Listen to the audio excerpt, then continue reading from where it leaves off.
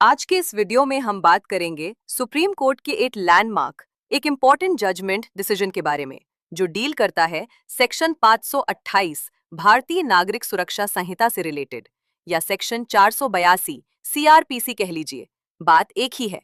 ये दोनों ही sections quashing of FIR, quashing of criminal case के बारे में बताते हैं।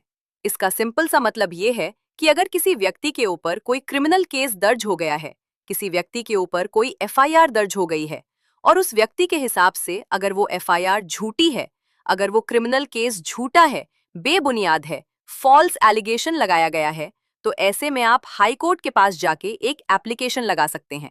अब पहले ये चीज आपको 482 सीआरपीसी में दी गई थी, लेकिन न्यू क्रिमिनल लॉस के आने के बाद ये प्रोविजन आपका सेक्शन 528 BANSS के अंदर में शिफ्ट हो गया है। अब देखिए, ये जो ऊपर एक बहुत इंपॉर्टेंट जिम्मेदारी डालते हैं, क्योंकि हाईकोर्ट के पास एक चांस होता है किसी बेगुनाह आदमी को बचाने का। अगर कोई ऐसा पर्सन है जिसके खिलाफ कोई झूठा केस चलाया जा रहा है, तो उस व्यक्ति को हाईकोर्ट बचा सकता है, उस केस को खत्म करके, कॉश करके। तो इसलिए सुप्रीम कोर्ट पहले भी हाई कोर्ट से मल्टीपल टाइम ये कह चुका है कि जब आपके पास इस तरह की कोई पिटिशन या एप्लीकेशन आती है, तो आपको बहुत केयरफुल रहने की जरूरत है।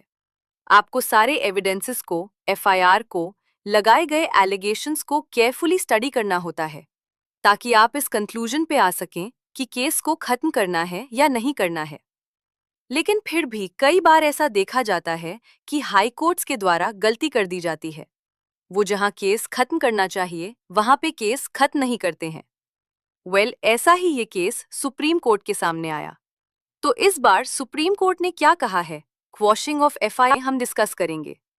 यहाँ पे क्या था, कुछ आरोपी थे, इनके ऊपर ये एलिगेशन लगा था कि इन्होंने एक 77 ईयर बूढ़े आदमी को मारा पीटा है, जो कि इनकी अपार्टमेंट की, इनकी सोसाइटी में हुआ एक विवाद था। तो इस बेसिस पे जो अक्यूज्ड पर्सन्स थे, इनके ऊपर चार्जेस लगाए जाते हैं कि आपने अनलॉफुल असेंबली यहाँ पे बनाई है, आपने उस बूढ़े पर्सन के साथ क्रिमिनल इंटिमिडेशन किया है, और आपने उनको यहाँ पे हर्ट पहुंचाया है। अब होता ये है कि ये जो अक्यूज्ड पर्सन्स होते हैं, ये जाते हैं यहाँ पे कोलकाता हाई कोर्ट के पास। जैसे कि मैंने आपको बताया कि अगर आपको लगे कभी कि आपको किसी झूठे केस में फंसाया जा रहा है, तो आप हाईकोर्ट के पास जाकर केस को खत्म करवा सकते हो। तो होता यह है कि सारे आरोपी हाईकोर्ट के पास जाते हैं, लेकिन 5 में से सिर्फ 2 आरोपी ऐसे थे जिनके खिलाफ लगे आरोपों को, केस को हाईकोर्ट क्वॉश कर देता है। लेकिन जो बाकी के 3 अक्यूज थे, उनके खिलाफ हाईकोर्ट केस को चलने देता है, कंटिन्यू रखता है। तो अब ये जो बचे हुए 3 लोग थे, ये आते हैं कहाँ पे, सुप्रीम कोर्ट के पास। हो जाएगा कि हमने अपराध किया है या नहीं किया है। तो सुप्रीम कोर्ट जो है, उसी सीसीटीवी फुटेज को केयरफुली एग्जामिन करता है। सीसीटीवी फुटेज में साफ दिख रहा था कि ये जो पांचों के 5 अक्यूज लोग थे, इन्होंने ना तो किसी व्यक्ति के ऊपर अटैक किया, उल्टा ये सिचुएशन को संभालने की कोशिश कर रहे थे, ये सिचुएशन को काम करने की कोशिश कर रहे थे। और सबसे बड़ी बात कि जिन्होंने आरोप लगाया था, जिन्होंने केस फाइल किया था, उनसे पूछा गया सीसीटीवी देखने के बाद, तो सुप्रीम कोर्ट ने देखिए इस केस में यही बात कही कि अगर कभी कोई व्यक्ति अपने ऊपर दर्ज हुए क्रिमिनल केस को, एफआईआर को क्वश करवाने के लिए, खत्म करवाने के लिए कोर्ट के पास आता है, और साथ में सबूत भी लेके आता है, जैसे कि सीसीटीवी फुटेज, और उस एविडेंस को देख के आपको साफ समझ में आ रहा है व्यक्ति ने कोई अपराध नहीं किया है, इसके ऊपर अननेसेसरी केस चलाया गया है, और इस केस को अगर कंटिन्यू रखा गया तो आप कानूनी प्रोसेस को मिसयूज करोगे। तो ऐसे में आपको पहली फुर्सत में केस को खत्म कर देना चाहिए, क्लॉज कर देना चाहिए, क्योंकि ऐसे जो केसेस होते हैं, ये सिर्फ आपका जुडिशरी का समय बर्बाद करते हैं, और इन केसेस को आगे चला के कुछ नहीं निकलेगा, क्योंकि जिस आदमी ने अपराध किया ही नहीं है, उसे आज ये नहीं तो कल आपको बरी करना पड़ेगा। तो सुप्रीम कोर्ट ने कहा कि असल में ये काम हाई कोर्ट का होना चाहिए, ये मैटर सुप्रीम कोर्ट तक आने भी नहीं चाहिए। तो यहाँ पे कोर्ट ने अपने एक landmark judgment Pradeep Kumar Kesharwani versus state of Uttar Pradesh को रिलाई करते हुए कहा है, क्योंकि इस केस में सुप्रीम कोर्ट ने 4 स्टेप्स बताए थे। सुप्रीम कोर्ट ने बहुत इंपॉर्टेंट गाइडलाइंस पास करी थी कि जब भी हाईकोर्ट के सामने इस तरीके का केस आता है, हाईकोर्ट को इन 4 स्टेप्स को फॉलो करना होता है, ये डिसाइड करने के लिए कि क्या केस को खत्म किया जाए या फिर केस को कंटिन्यू रखा जाए। क्या थे वो 4 स्टेप्स? तो सुप्रीम कोर्ट ने एक बार फिर से उनको रीटेरिएट किया है।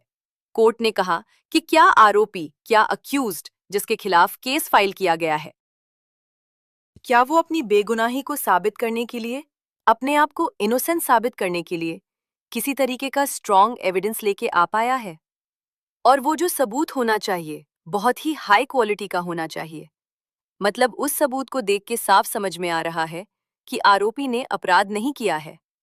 दूसरी बात यहाँ पे कि उस सबूत से ये क्लियर हो जाना चाहिए कि जो केस आरोपी के ऊपर फाइल किया गया है वो झूठा है, बिना किसी एलिगेशन का है। तीसरी बात, इस सबूत को देखने के बाद उस पार्टी से पूछिए जिसने केस फाइल किया है, यानी कि जो विक्टिम परिवार है, जो कंप्लेनेंट है, उससे पूछिए कि अब आप इस एविडेंस को कैसे चैलेंज करोगे। क्या अभी भी आप इस बात को साबित कर सकते हैं कि इसी व्यक्ति ने अपराध किया है? तो अगर यहाँ पे प्रोसिक्यूशन के पास, यानी कि कंप्लेनेंट पार्टी के पास उस एविडेंस को चैलेंज करने का कोई आधार नहीं होता है, या उनके पास अपनी सफाई में कहने के लिए कुछ नहीं होता है, तो ऐसे में हाई कोर्ट को समझ जाना चाहिए कि अब इस केस को आगे चलाने का कोई मतलब नहीं है। अगर आप फिर भी इस केस को आगे चलाते हैं, कंटिन्यू रखते हैं, तो ये अनफेयर है। किसके साथ? अक्यूज पर्सन के साथ। ये कोर्ट का समय बर्बाद करेगा और नेचुरली इस केस का कंक्लूजन एक ही निकल के आना है कि आज नहीं तो कल आपको आरोपी पर्सन को छोड़ना पड़ेगा, क्योंकि जब वो इतना स्ट्रॉन्ग एविडेंस लेके आ चुका है अपनी बेगुनाही को साबित करने के लिए, तो इससे साफ है कि ये केस ज्यादा समय तक चल नहीं पाएगा। तो यहाँ पे इस केस में फाइनली सुप्रीम कोर्ट ने सीसीटीवी फुटेज को देखते हुए इस कंक्लूजन पे सुप्रीम कोर्ट आया कि ये जो फुटेज है एक बहुत ही क्लियर एविडेंस है जिसको आप चैलेंज नहीं कर पाए, है ना? इसके अगेंस्ट में आप कुछ भी यहाँ पे नहीं बोल पाए और सीसीटीवी फुटेज में साफ पता चल रहा है कि एफआईआर झूठी है। क्रिमिनल केस का कोई जो है वो बेस नहीं है, क्योंकि सीसीटीवी फुटेज में जो दिख रहा है वो एफआईआर का, कंप्लेन का एकदम ऑपोजिट है। आप कह रहे हो कि किसी आदमी ने आपके साथ अपराध किया है। सीसीटीवी फुटेज में ना तो वो अपराध करता हुआ दिख रहा है, बल्कि वो सिचुएशन को संभालता हुआ दिख रहा है। और अक्यूज ने क्राइम किया है, इस बात का और कोई सबूत और कोई एविडेंस आपके नहीं पास नहीं है। तो इसलिए इन तीनों लोगों की अपील को यहाँ पर सुप्रीम कोर्ट ने अलाउ करा और क्रिमिनल केस को यहाँ पे क्वॉश कर दिया गया, खत्म कर दिया गया। केस का नाम है Sajal Bose versus state of West Bengal and other. Thank you for watching.